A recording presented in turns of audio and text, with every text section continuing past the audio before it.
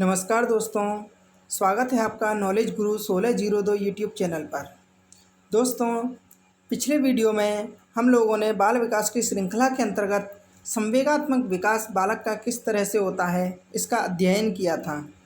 आज हम लोग बालक का क्रियात्मक विकास एवं बालक का भाषा विकास और नैतिक विकास किस तरह से होता है, आइए देखते हैं। चलिए, बालक का क्रियात्मक अथवा गामक विकास। क्रियात्मक विकास को ही गामक विकास भी कहा जाता है। क्रियात्मक विकास को गत्यात्मक योग्यता का विकास भी कहते हैं। यह विकास सामान्य से विशिष्ट की ओर होता है, अर्थात बालक का जो क्रियात्मक विकास है वह पहले सामान्य होता है फिर विशिष्ट होता है। अर्थात बालक पहले सामान्य क्रियाएं करता है फिर जाकर के विशिष्ट क्रियाएं करता है। आइए, यह विकास गर्भकालीन अवस्था से प्रारंभ हो जाता है।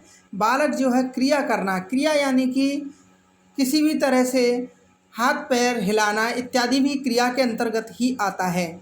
इसलिए विकास जो है गर्भकालीन अवस्था से ही क्रियात्मक विकास प्रारंभ हो जाता है। गामक या क्रियात्मक कौशलों के प्रकार। दोस्तों, क्रियात्मक कौशल अधोलिखित हैं, वह दो प्रकार के होते हैं। एक तो स्थूल पेशीय कौशल और दूसरा सूक्ष्म पेशीय कौशल। स्थूल पेशीय कौशल क्या होते हैं? इनमें संपूर्ण शारीरिक और बड़ी मांसपेशियां सक्रिय होती हैं। अर्थात इसमें क्या होता है दोस्तों, हम लोग शरीर के जो संपूर्ण अंग होता है, जैसे हाथ है तो संपूर्ण हाथ न कि उंगलियां, पैर है तो संपूर्ण पैर न कि उसका कोई एक भाग, इस तरह से उस पर क्या करते हैं, नियंत्रण हासिल करते हैं। तो बता रहे हैं इसमें संपूर्ण शारीरिक अथवा बड़ी मांसपेशियां सक्रिय होती हैं, जैसे लुढ़क कर खिसकना, घुटनों के बल चलना, गेंद फेंकना व पकड़ना आदि। दोस्तों, इस तरह से इसमें हाथ पांव धड़ घुटने आदि पर नियंत्रण स्थापित किया जाता है। शरीर का कोई भी संपूर्ण अंग पर नियंत्रण हासिल हम करते हैं। लेकिन सूक्ष्म पेशीय कौशल क्या होते हैं? इनमें छोटी मांसपेशियां सक्रिय होती हैं, आँख, कलाई, उंगलियों के विकास आदि, इन पर नियंत्रण स्थापित किया जाता है। ठीक है दोस्तों, जैसे खाना पीना, लिखना, टाइप करना, बालों को कंघा करना आदि, यह सब सूक्ष्म पेशीय कौशल हैं। गामक कौशलों का परिपक्वता से सकारात्मक संबंध होता है। अर्थात जो क्रियात्मक कौशल होते हैं, जैसे जैसे परिपक्वावस्था आती है उसी तरह यह क्या होते हैं और उद्भूत होते जाते हैं, निखरते जाते हैं। बालक का भाषा विकास। दोस्तों, हमने देखा क्रियात्मक विकास किस तरह से होता है। अब आइए बालक का देखते हैं भाषा विकास। 10 माह का बालक पहला शब्द बोलता है। जब बालक 10 माह का हो जाता है तब वह पहला शब्द का उच्चारण करता है, यानी एक सार्थक शब्द बोलता है। जब बालक जन्म लेता है तो वह क्या करता है? रुदन करता है, क्रंदन करता है। ठीक है दोस्तों, तो वह निरर्थक शब्द बोलता है। लेकिन जब बालक 10 माह का हो जाता है तो एक सार्थक शब्द का उच्चारण करता है। शैशवावस्था में लड़कों की अपेक्षा लड़कियों का भाषा विकास तेज होता है। ठीक है, बालकों की तुलना में बालिकाओं का भाषा विकास तेजी से होता है। हरलॉक कहते हैं, भाषा में संप्रेषण के वे सभी साधन आते हैं जिनमें विचारों और भावों को प्रतीकात्मक बना दिया जाता है। अर्थात हरलॉक का कथन बस मात्र इतना ही है कि भाषा भावों और विचारों को संप्रेषण का माध्यम है, जिससे कि अपने विचारों और भावों को दूसरों से अर्थपूर्ण ढंग से कहा जा सके। यही भाषा का अर्थ हरलॉक ने माना है। आइए आगे चलते हैं। स्वीट कहते हैं, भाषा ध्वनियों द्वारा मानव के भावों की अभिव्यक्ति है। जब भी हम लोग अपने भावों का आदान प्रदान करना चाहते हैं तो भाषा का उपयोग करते हैं। भाषा के भाग। भाषा के 4 भाग होते हैं। नंबर 1 स्वनिम अथवा ध्वनिम, नंबर 2 रूपिम अथवा रूपकग्राम, नंबर 3 वाक्य विन्यास और नंबर 4 अर्थ विन्यास। इस तरह से भाषा के 4 भाग होते हैं। स्वनिम अथवा ध्वनिम किसे कहा जाता है? स्वनिम जो है यह ध्वनि की सबसे छोटी इकाई होती है। जैसे अ, ई, उ, थ, च, ध, प आदि, इनका खुद से कोई मतलब नहीं होता। ठीक है दोस्तों, अर्थात यह निरर्थक इकाइयां होती हैं, इन्हें स्वनिम कहा जाता है। अब आइए रूपिम अथवा रूपकग्राम। यह सबसे छोटी अर्थपूर्ण इकाई होती है। इसमें छोटे छोटे वर्णों से मिले हुए शब्द होते हैं, जैसे कल, पल, चल, कम। तो रूपिम के अंतर्गत एक रूप की निष्पत्ति होती है। जैसे एक कल शब्द है, यह एक क्या है? वर्णों का समुदाय है, शब्द है, जो कि एक सार्थक शब्द है। तो रूपिम जो है यह क्या होता है? सबसे छोटी अर्थपूर्ण इकाई होती है। अब आया वाक्य विन्यास। शब्दों का ऐसा समूह जिससे वाक्य बना हो और उस वाक्य का कोई अर्थ हो अथवा ना हो, वाक्य विन्यास कहलाता है। वाक्य विन्यास का तात्पर्य है वाक्य सार्थक हो अथवा निरर्थक हो,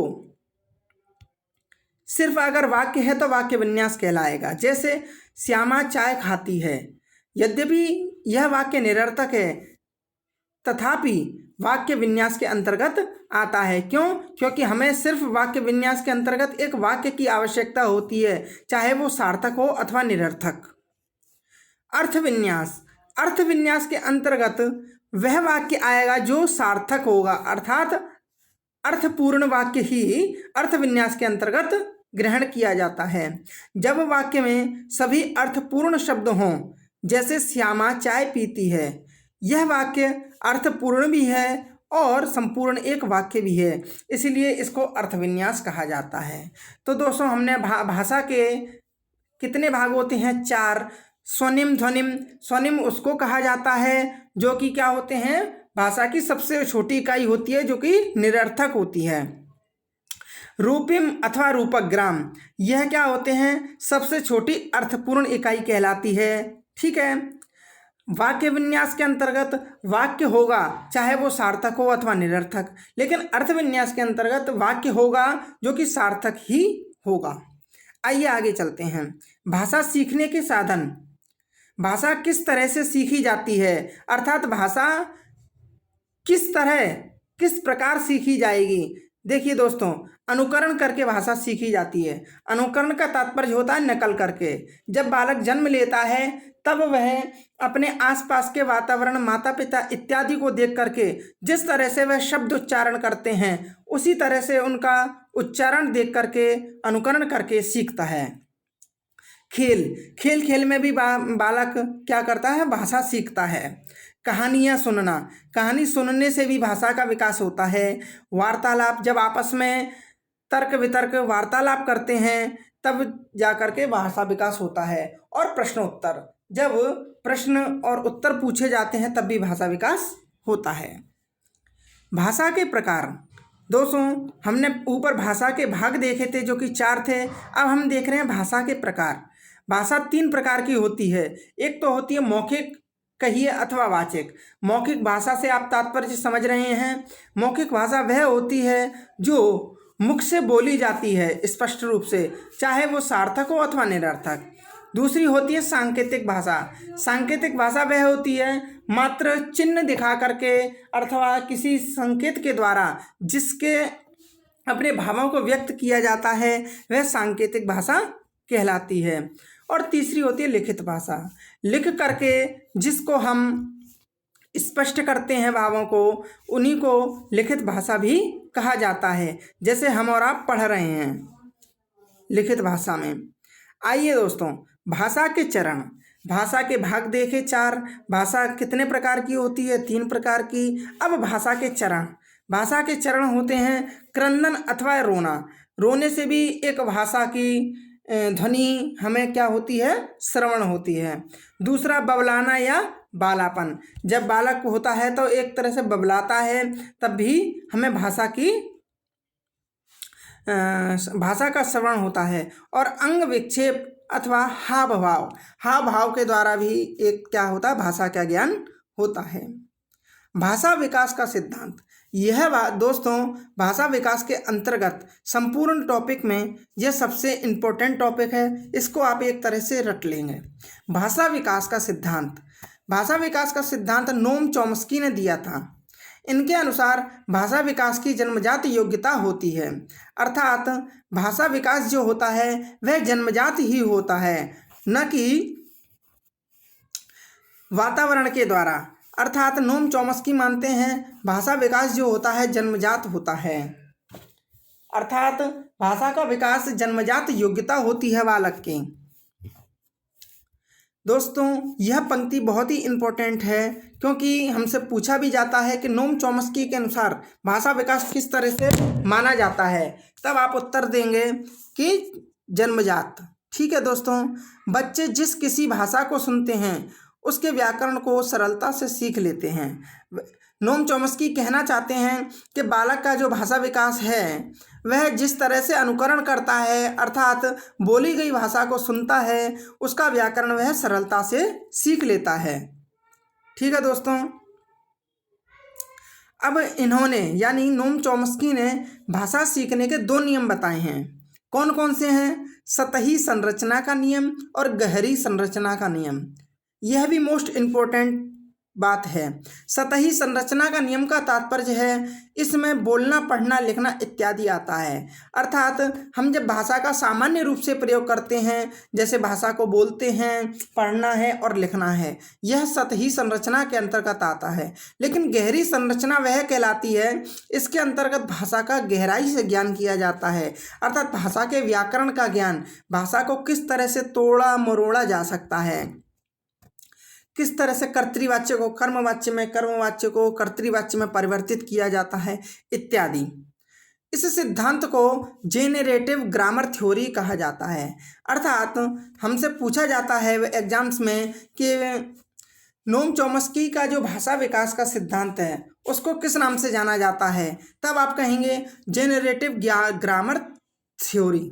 ठीक है दोस्तों, आइए अब हम चलते हैं बालक का नैतिक विकास। नैतिक विकास को भी कई मनोवैज्ञानिकों ने अपने अपने अनुसार विभक्त किया है और उसको स्पष्ट किया है, प्रतिपादित किया है। लॉरेंस कोहलबर्ग की नैतिक विकास की स्तर अथवा अवस्थाएं वह निम्न प्रकार हैं। दोस्तों पहले तो लॉरेंस कोहलबर्ग ने यह 5 अवस्थाएं बताई नैतिक विकास की बालक की, लेकिन उन्होंने 1958 में अपना एक सिद्धांत दिया जिसमें अपना मत जो है वह स्पष्ट किया कि बालक का नैतिक विकास किस तरह से होता है। यह जो 5 अवस्थाएं ऊपर दी हैं यह इम्पोर्टेंट नहीं है, लेकिन इसके आगे जब हम इनका सिद्धांत पढ़ेंगे वह इम्पोर्टेंट है। आइए पहले अवस्थाएं देख लेते हैं। तो लॉरेंस कोहलबर्ग ने नैतिक विकास की अवस्थाएं 5 बताई। पहले तो पूर्व नैतिक अवस्था, जन्म से 2 वर्ष तक, स्वकेंद्रित अवस्था 3 वर्ष से 6 वर्ष तक, परंपराओं को धारण करने की अवस्था 7 वर्ष से 12 वर्ष तक, आधारहीन आत्मचेतनावस्था 13 वर्ष से 18 वर्ष तक और आधार युक्त आत्मचेतनावस्था 18 वर्ष के बाद। दोस्तों लॉरेंस कोहलबर्ग का संपूर्ण सिद्धांत हम जानना चाहते हैं, इसलिए इन 5 अवस्थाओं को हमने लिखा है, लेकिन एग्जाम के पॉइंट ऑफ व्यू से यह इम्पोर्टेंट नहीं है, इसलिए हम इनके सिद्धांत पर आगे चलते हैं। यह सिद्धांत आपको एक तरह से घोल के पी लेना है। अमेरिकन मनोवैज्ञानिक कोहलबर्ग ने ही 1958 में नैतिक विकास का सिद्धांत भी प्रतिपादित किया। पहले तो इन्होंने 5 अवस्थाएं बता दी नैतिक विकास की, लेकिन इन्होंने अपना एक सिद्धांत 1958 में दे दिया। इन्होंने नैतिकता के विकास को सिद्ध करने के लिए नैतिकता की 11 कहानियां ली थीं। यह हमसे पूछा जाता है कि नैतिकता को सिद्ध करने के लिए कोहलबर्ग ने कितनी कहानियां लिखी नैतिकता की, तब हम कहेंगे 11 कहानियां। इन कहानियों में सबसे प्रसिद्ध हिंज की कहानी थी, यह भी इम्पोर्टेंट है। हिंज की कहानी थी, यह भी इम्पोर्टेंट बात है। इन्होंने 20 वर्ष तक बच्चों के साथ साक्षात्कार कर यह सिद्धांत दिया। कोहलबर्ग ने 20 वर्ष तक बच्चों पर यह अपना सिद्धांत का प्रयोग किया। उसके बाद इन्होंने यह सिद्धांत दिया। इस सिद्धांत में कोहलबर्ग ने नैतिकता की 6 अवस्थाएं बताईं तथा इन अवस्थाओं को 3 स्तरों में बांटा। दोस्तों, कोहलबर्ग ने पहले तो कहा 6 अवस्थाएं बताईं और 3 स्तरों में बांटा, अर्थात एक स्तर के अंतर्गत 2 अवस्थाओं को रखा। पहले स्तर के अंतर्गत 2 अवस्थाएं, दूसरे स्तर के अंतर्गत 2 अवस्थाएं और तीसरे स्तर के अंतर्गत 2 अवस्थाएं। इस तरह से 6 अवस्थाओं को 3 स्तरों के अंतर्गत इंक्लूड कर दिया। आइए देखते हैं कैसे। पहली अवस्था है, पहला जो स्तर है वह है प्री कन्वेंशनल स्टेज, अथवा आप कह सकते हैं पूर्व पारंपरिक अवस्था अथवा पूर्व परंपरागत अवस्था। यह अवस्था 4 वर्ष से 10 वर्ष तक के बालक की मानी जाती है। अर्थात पहली अवस्था नैतिक विकास की प्रारंभ होती है 4 वर्ष से 10 वर्ष तक। दोस्तों, आपको यह अवस्थाओं का जो अंक दिए हुए हैं 4 वर्ष से 10 वर्ष तक कौन सी अवस्था होती है, इस टाइप से भी क्वेश्चंस हमारे एग्जाम्स में पूछे जाते हैं। इस अवस्था में नैतिकता का अभाव होता है। वह अपने परिवार के सदस्यों से नैतिकता की बातें सीखता है। वह यानी बालक जैसा देखता है वैसा ही सीखता है। अर्थात पूर्व परंपरागत अवस्था में बालक में नैतिकता का अभाव रहता है, अर्थात बालक में नैतिकता नहीं होती। इस स्तर की 2 अवस्थाएं हैं। दोस्तों, हमने कहा था कि एक स्तर के अंतर्गत 2 अवस्थाएं कोहलबर्ग ने दी हैं। आइए देखते हैं वह दोनों अवस्थाएं कौन सी हैं। पहली अवस्था है आज्ञा एवं दंड की अवस्था। इस अवस्था में बालक आज्ञा इसलिए मानता है कि उसे दंड न मिल जाए, अर्थात माता पिता जो भी बालक से कहते हैं वह बालक क्या करता है 4 से 10 वर्ष की अवस्था में कर देता है। क्यों? क्योंकि उसको यह डर रहता है कि मेरी पिटाई न लग जाए। दूसरी अवस्था है अहंकार की अवस्था अथवा साधनात्मक सापेक्षवादी उन्मुखता। इस अवस्था में बालक में अहम का भाव रहता है, अर्थात बालक जो चाहता है वही करके रहता है। दूसरा जो स्तर है वह है कन्वेंशनल स्टेज, अथवा पारंपरिक अवस्था कहिए अथवा परंपरागत अवस्था कहिए। यह अवस्था 10 वर्ष से 13 वर्ष तक रहती है। पहली अवस्था हमने देखी पूर्व परंपरागत अवस्था 4 वर्ष से 10 वर्ष तक, लेकिन दूसरी जो अवस्था है, जो परंपरागत अवस्था है, वह 10 वर्ष से 13 वर्ष तक रहती है। इस अवस्था में बालक का सर्वाधिक नैतिक विकास होता है। बालक अपने समाज, धर्म, राष्ट्र एवं संस्कृति के आधार पर नैतिकता का विकास करता है। अर्थात बालक जैसे समाज में रहता है, जिस धर्म को अपनाता है, अर्थात जिस धर्म से रिलेटेड रहता है और जिस राष्ट्र में रहता है और जिस संस्कृति का अनुकरण करता है, उसी प्रकार का उसका नैतिक विकास होता है। इस स्तर की भी 2 अवस्थाएं कोहलबर्ग ने बताई हैं। पहली है प्रशंसा की अवस्था अथवा उत्तम लड़का अच्छी लड़की अवस्था। इस अवस्था में बालक प्रशंसा पाना चाहता है, अर्थात बालक या बालिका कोई भी कार्य करती है तो वह चाहती है कि मेरी प्रशंसा हो, इसलिए अच्छा कार्य अथवा नैतिकता करते हैं। सामाजिक व्यवस्था के प्रति सम्मान की अवस्था।